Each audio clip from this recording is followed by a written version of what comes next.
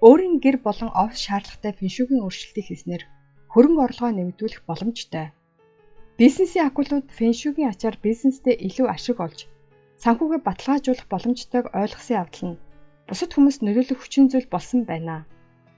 Та фэншүү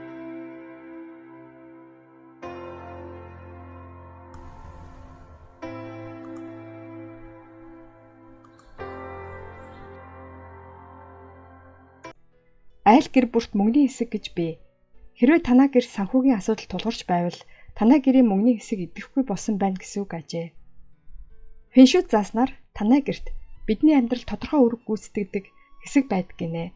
Тэр хэсгийг идэвхжүүлж чадсанаар та өөрийнхөө хүснээ авч чадна. Фэншүүгийн судлаачдын үзэж байгаагаар гэр гэдэг зөвхөн амьдардаг газар биш бөгөөд хүнтэй адилхан амьд биет гинэ. Хэрвээ тухайн гэрт амьдарч буй хүмүүстэй гэр эв зүгөө олж чадахгүй бол тэдний гэрээс гаргахч хүчтэй.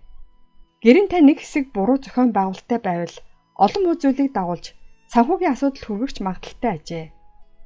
Ингээд гэрийнхээ мөнгөний хэсгийг хэрхэн олж идэвхжүүлэх талаар аргыг танд хүргэе. 1. Гэрийнхээ мөнгөний хэсгийг хэрхэн олох вэ? Гэрт буй өнцөг булан бүр өөрийн гэсэн тодорхой энергийн инфьюзертэй бөгөөд хэрвээ та идэвхжүүлж чадахгүй бол тухайн хэсэг үүргээ гүйцэтгэхгүй гэсэн үг юм а. Харин энергийн инфьюзерээ идэвхжүүлэхийн тулд зөв хэсгээ олох хэрэгтэй. Фэншүүг үзэж байгаагаар мөнгөний хэсэг нь гэрийн зөв өмнөд хэсэгт байрладаг гэнэ. Луужингийн тусламжтайгаар энэ зүгийг олж болно. Хэрвээ луужин байхгүй бол гэрийнхээ гадна хаалга руу нуруугаараа хараад зогс.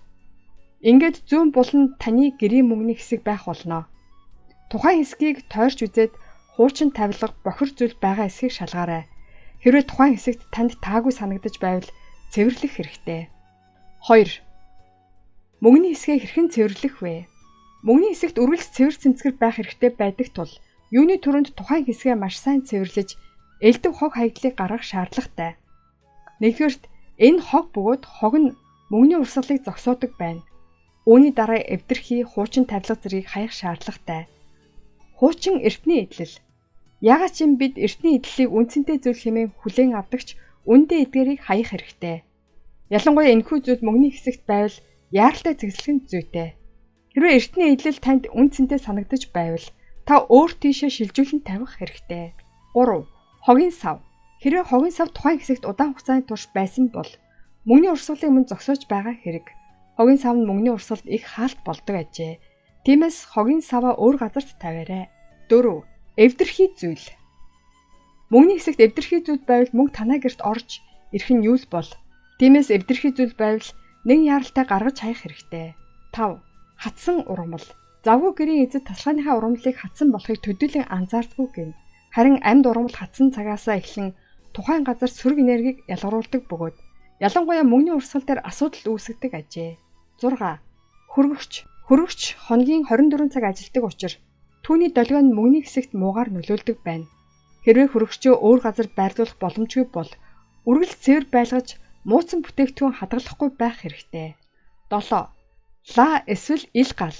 Ла эсвэл ил гал нь хэдийгээр гэрт таатай дулаан ур амьсгалыг бүрдүүлдэгч мөнгөний урсгалд муугаар нөлөөлдөг байна. Эдгээр зүйл нь галтай холбоотой учраас мөнгөний урсгал шатах магадлалтай. Энэ тохиолдолд санхүүгийн хямрал таныг удаан хугацааны туршид дагах болно. 8. Мөнгөний хэсгийг хэрхэн идэвхжүүлэх вэ? Мөнгөний урсгалыг идэвхжүүлэхийн тулд та чамгүй чармайл гаргах хэрэгтэй. Үүнд танд цэцэг болон зарим нэг бэлэг тэмдэг болсон зүйлүүд хэрэг болно. Өнгөний уусал.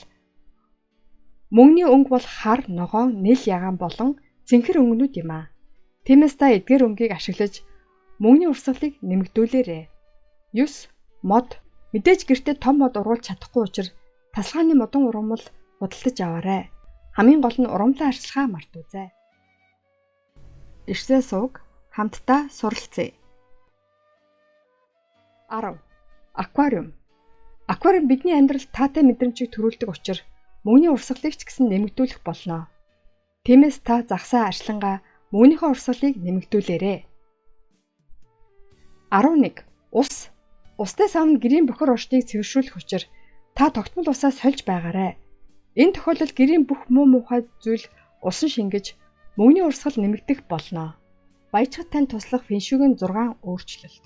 Өөрийн гэр болон офис шаардлагатай фэншүүгийн өөрчлөлтийг хийснээр хөрөнгө орлогоо нэмэгдүүлэх боломжтой. Фэншүүгийн хамгийн алдартай аппликейшн эд баялаг дуудах. Материалын эд баялагийг дуудахад анхаарал хандуулах нь фэншүү баруунд алдарших болсон бас нэг шалтгаан юм а. Бизнесийн акулууд фэншүүгийн ачаар бизнесдээ илүү ашиг олж санхүүгээ баталгаажуулах боломжтойг ойлгосон явдал нь бусад хүмүүст нөлөөлөх хүчин зүйл болсон байна. Та фэншүүг ашигласнаар баялагаас гадна бусад давуу талыг олж авах боломжтой. Эрүүл мэндээ сайжруулах, эерэг харилцааг гэр бүлдээ бүрдүүлэх, амжилттай карьераа бий болгох гэд олон зүйлийг дурдж болно. Гэхдээ энүүдээ зөвхөн санхүүгийн эд баялаг татахад төлөвлөхийг хүсч дараах зөвлөгөөг хүргэж байна. 1. Чи урсгалыг чөлөөлөх, зай гаргах.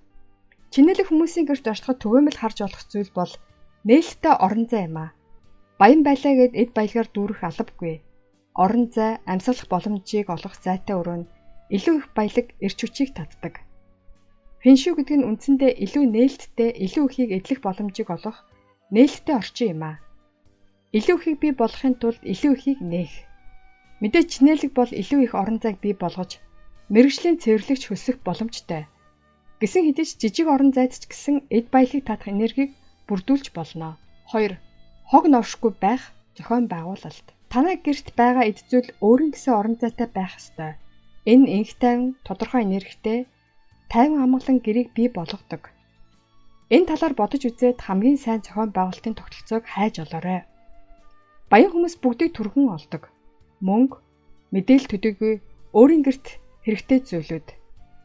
Яагаад гэхээр ямар нэгэн зүйл олох гэж цаг хугацаа алдах нь сэтгэл санааг тавгүйцүүлэхээс гадна бусад баялаг, санхүүгийн баялаг, сэтгэл ба бие бэлтэр, эрүүл мэнд зэргийг олж авахд саад учруулдаг. 3. Фэншүүгийн баялаг татах өнгө. Фэншүүгийн баялаг өнгө бол алт. Тойл, жаз, гэрэл, тавиур, кофений ширээ гэх мэт гэрийн тогтчлолтод нөлөөлөх эдгээр зүйлсийг аллаг өнгөтэй авч болно. Гол нь таны сэтгэл нийцсэн байх ёстой. Дараагийн өнгө бол нийл ягаан өнгө бөгөөд гэртээ тус өнгийн ханны зураг, хэвс зэрэг зүйлсийг байрлуулж болно. 4. Мөнгөний орон зай. Та гэртээ баялагын энергийг дуудах хэсгийг тохижуулах боломжтой. Энэ машины гараж, угаалгын өрөөнөөс бусад өрөөнд байрлуулж болно. Хэмжээний хувьд ч мөн том бага хамаагүй. Гол нь хөрөнгө мөнгөтэй холбоотой зүйлсээс гадна фэншүүгийн эрчим хүчийг идэвхжүүлэх болор зүйлс болон ургамал байрлуулах боломжтой. 5. Амьд ургамал, модны элемент. Байгаль бол хязгааргүй баялаг, элбэг дэлбэг байдлын илрэл бөгөөд танай гэрт байгалийн энергийг авчрах нь энергийн ижил чанарыг хадгалахад туслана. Мөнгөний ургамал, хулас, сэтгэл татам мод ургамал байлах нь фэншүүгийн баялаг татах сорон юм а. 6. Усны урсгал. Эд баялаг, усны эрчим хүч нь бүх соёл иргэншлийн хувьд маш үнэ эртний холбоотой юм. Усан ориглууд нь эд баялагийг дуудах хамгийн алдартай фэншүү юм а. Хэрв та усан ориглуурт дуртай бол гэр дотроо эсвэл гаднаа байрлуулаарай. Унтлагын өрөөнд усан ориглуур байрлуулахгүй байхыг анхаарна уу? Энэ сайн фэншүү биш юм а. Анхаарал тавьсанд баярлалаа. Захим ертөнцөөс уншин мэдээлэлээ хуваалцлаа. Мэдэж сонсоосоо гэж хүссэн бүх хүндээ түгээгээрэй.